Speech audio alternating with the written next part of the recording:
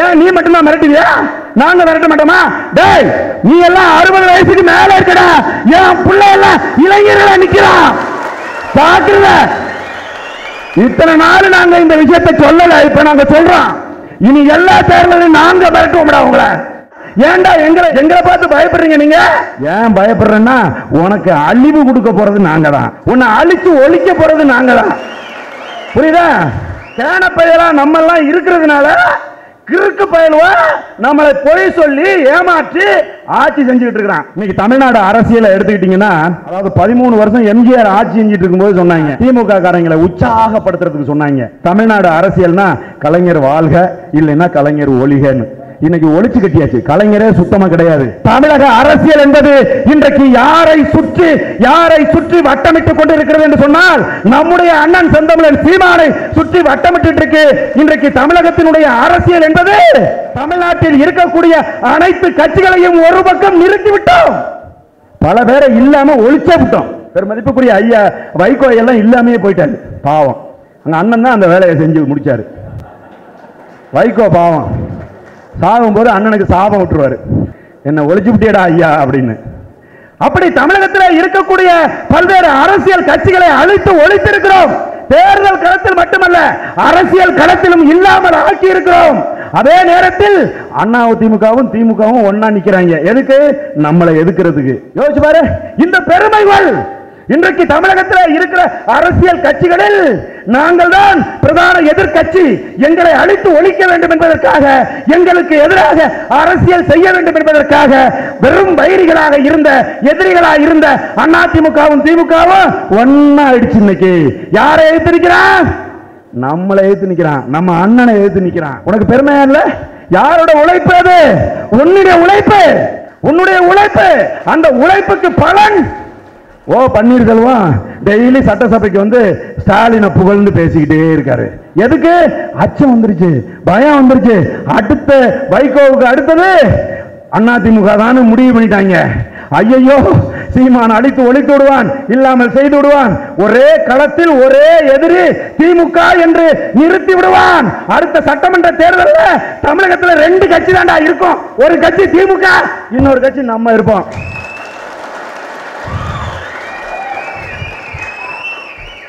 ஒரே ஒரு தடவை ஜெயிச்சிட்டோம்னு வச்சுக்க, அதுக்கப்புறம் தமிழ்நாட்டு அரசியல ஒரே ஒரு கட்சி தான் இருக்கும், அது நாம் தமிழர் கட்சி. அதற்காக அதான் தஞ்சை மாவட்டத்துக்காரன், கிராமத்துல இருந்து வர்றேன். எங்க ஊர்ல வந்து நெல் வயல்ல எலிகள் வந்து கடுமையா வெட்டிரும். அப்ப அந்த அறுவடை முடிந்த பிறகு அந்த எலிகளை எல்லாம் அழித்து ஒழிக்க வேண்டும், அவற்றை இல்லாமல் செய்ய வேண்டும் என்று நாங்க என்ன செய்வோம்னா, அந்த எலி வலை எங்கெல்லாம் இருக்கு அப்படின்னு தேடி பார்ப்போம். அந்த வயல்ல எங்கேயாவது ஒரு இடத்துல எலி வலை இருக்கும். உடனே அந்த இடத்துல என்ன செய்வோம், ஒரு முட்டியில புகை போட்டு புகை முட்டி வச்சு அடிப்போம். அடிச்சா வயல்ல நாலாபுரமும் புட்டுக்கிட்டு ஓடும் எலி, விரட்டி போட்டு அடிப்பான். அப்படிதான் ஒரு காரியத்தை நம்ம அண்ணன் செந்தமிழன் சீமான் இப்ப தமிழ்நாட்டில் செஞ்சு விட்டாரு.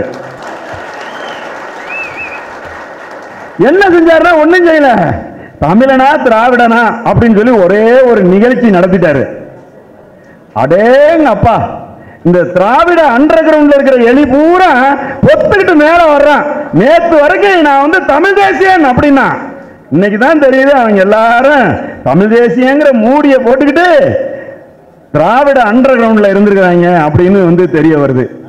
அது மாதிரி இன்னைக்கு நம்ம தேர்தலில் வந்து நம்ம பிள்ளைகள் வந்து நின்னா, உள்ளாட்சி தேர்தலில் வந்து நின்னா, திராவிட முன்னேற்ற கழகத்தை சேர்ந்தவர்கள் தமிழகம் முழுசுமே நம்ம பிள்ளைகளை வந்து மிரட்டுறாங்க. ஏன்? நம்ம தம்பிகள் எளிய பிள்ளைகளாக என் அண்ணனுடைய கருத்தை, தத்துவத்தை ஏற்று நிற்கிற பிள்ளைகளா நிக்கிறதுனால அவன் நம்ம பிள்ளைகளை மிரட்டுகிறான். நான் உங்களுக்கு சொல்றேன், இந்த தேர்தல் முடியட்டும், விட்டுறலாம். அடுத்த தேர்தல் நீ மிரட்டுறான். அவனை பார்ல நின்னா அவ்வளவுதான், மரியாதை வாபஸ் வாங்குடா அப்படின்னு சொல்லி நாம் நம்ம பிள்ளை மிரட்டு.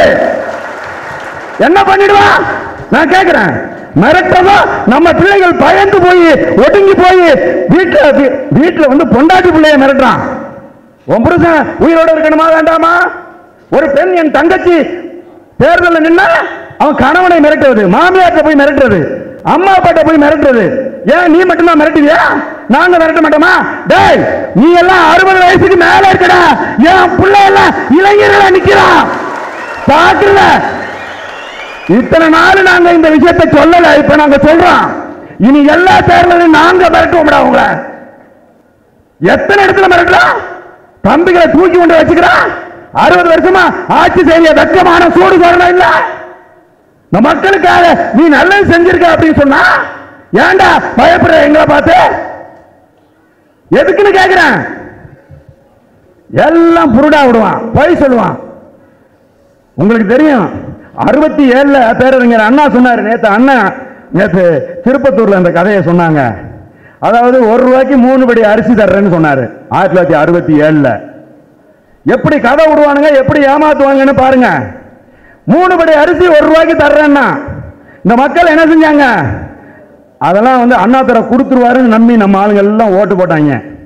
ஜெயிச்சு சட்டசபைக்கு வந்த உடனே முதல் அறிவிப்பை என்ன செஞ்சாரு தெரியுமா? இதுக்கு முன்னாடி ஆட்சி செஞ்சவங்க கடனை வச்சுட்டு போயிட்டாங்க. கஜானாவில் காசு இல்ல, நான் அவமானப்படுகிறேன், நான் வருந்துகிறேன், உங்களுக்கு 1 ரூபாய்க்கு 3 படி அரிசி கொடுக்க முடியாது அப்படின்னாரு. இப்ப அப்படியே 54 வருஷம் கழிச்சு மு.க. ஸ்டாலின் என்ன சொன்னாருன்னு யோசிச்சு பாருங்க. இதையெல்லாம் மக்களிடம் எடுத்து சொல்ல வேண்டும்.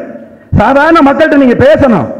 54 வருஷம் கழிச்சு அதே பொய்யை ஒரு ரேஷன் கார்டுக்கு 1000 ரூபாய் தர்றேன், வீட்டில் இருக்கிற ஒவ்வொரு பெண்ணும் சும்மா வீட்டில் இருந்தாவே நான் 1000 ரூபாய் கொடுக்கிறேன்னு சொன்னாரா இல்லையா? சொன்னதுக்கு அப்புறம் வெள்ளரிக்கை வாசிக்கிறாரு. அப்படி பேரறிஞர் அண்ணா 1967 இந்த மக்களிடம் பொய் சொல்லி ஏமாற்றிய போதே திருக்குறள் முனுசாமின்னு ஒருத்தர் இருந்தாரு. அவர் சொன்னாரு, என்ன தெரியுமா சொன்னாரு? ஏண்டா ஈ ஓனான முழுங்கிட்டு நான் ஏரோப்ளேன் மாதிரி பறக்கிறேன்னு சொன்னா இந்த மக்கள் நம்புவாங்களாடா? கேட்டாரு. யாரை பார்த்து கேட்டாரு? அறிஞர் அண்ணாவை பார்த்து கேட்டாரு. இன்னைக்கு இந்த வடிவேலு காமெடி ஒருத்தன் சொல்லுவான் தெரியுமா, சிறப்பா இருக்கிறவன் பொய் சொல்ல மாட்டான் அப்படின்னு. அதே மாதிரி அவர் கேட்டாரு, ஏண்டா நீ எம்ஏ படிச்சவன் பொய் சொல்ல மாட்டேன்னு இந்த மக்கள் ஓட்டு போட்டாங்க. நீ எம்ஏ படிச்சவன் இப்படி அயோக்கியனாவும் ஃப்ராடு பேராவும் இருக்கிறீடா? தமிழ்நாடு முழுசும் போய் மேடை போட்டு முழங்கினார். யாரு? திருக்குறள் முனுசாமி. அவர் சொல்லிட்டு தமிழ்நாட்டுக்கு ஒரு புதிய சொற்பதத்தை விட்டுட்டு போனாரு. என்ன தெரியுமா? கேனப்பைய ஊர்ல கிறுக்கு பைய நாட்டாம.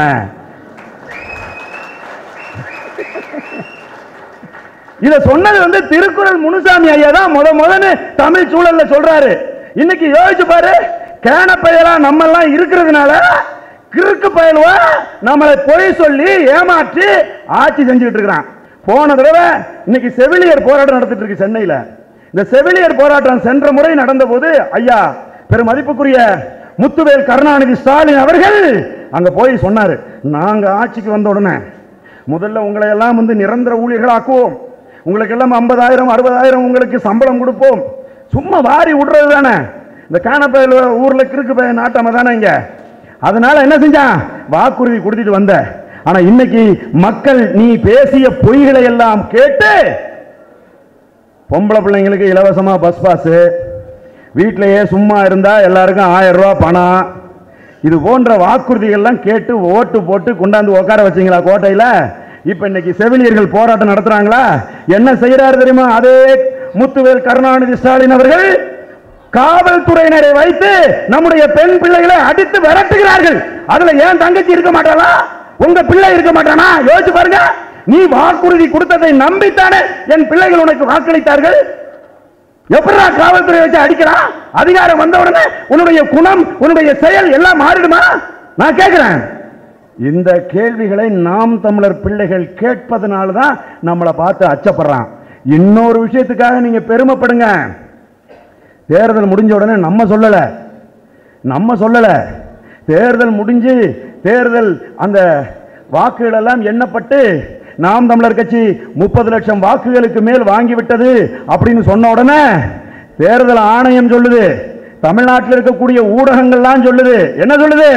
இதுவரைக்கும் இங்க நாங்கெல்லாம் அரசியல் கட்சின்னு சொல்லிட்டு இருந்த அத்தனை கட்சிகளையும் பின்னுக்கு தள்ளி என் அண்ணன் செந்தமிழன் சீமான் தன்னுடைய நாம் தமிழர் கட்சியை 3வது இடத்துக்கு கொண்டு வந்துட்டான்.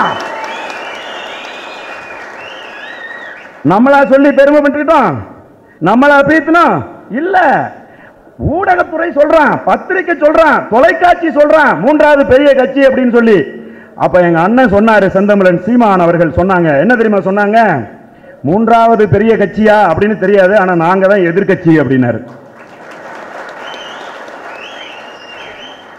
நீங்க அண்ணனோட ஸ்டேட்மெண்ட்ல ரொம்ப கூர்ந்து கவனிக்கணும். ஏதோ விளையாட்டுத்தனமா சொல்றாரு, ஏதோ சொல்றதுக்காக சொல்றாரு அப்படின்னு நினைச்சுக்கிட்டு எல்லாரும் இருந்தான். இன்னைக்கு நிலைமை என்ன? யாரை பார்த்து உள்ளாட்சி தேர்தலில் பயப்படுறான்? யாராவது ஒரு அதிமுக காரனை கடத்து கொண்டு வச்சிருக்கானா? யாராவது ஒரு அதிமுக காரனை கூட்டிட்டு தூக்கிட்டு போய் விலை பேசியிருக்கானா? அந்த கூட்டணியில் உள்ள யாரையாவது தூக்கிட்டு போயிருக்கானா? ஏண்டா நாங்க இதுவரைக்கும் எந்த வெற்றிகளையும் ஈட்டல, எங்களை பார்த்து ஏண்டா பயப்படுறீங்க திமுக? ஏண்டா எங்க பிள்ளைகளை தூக்கிட்டு போறீங்க? ஏண்டா என் பிள்ளைய விலை பேசி வாங்குறீங்க? இந்த கள்ளக்குறிச்சியில இருக்கிற ஒரு தம்பிய அவன் மூளையை கழுவி ஒரு ஈனத்தனமான வேலையை செஞ்சு அவனை விலைக்கு பேசி விலைக்கு வாங்கிட்டீங்கடா. ஏண்டா எங்களை பார்த்து பயப்படுறீங்க? நீங்க ஏன் பயப்படுறேன்னா உனக்கு அழிவு கொடுக்க போறது நாங்க தான், உன்னை அழிச்சு ஒழிக்க போறது நாங்க தான். புரியுதா?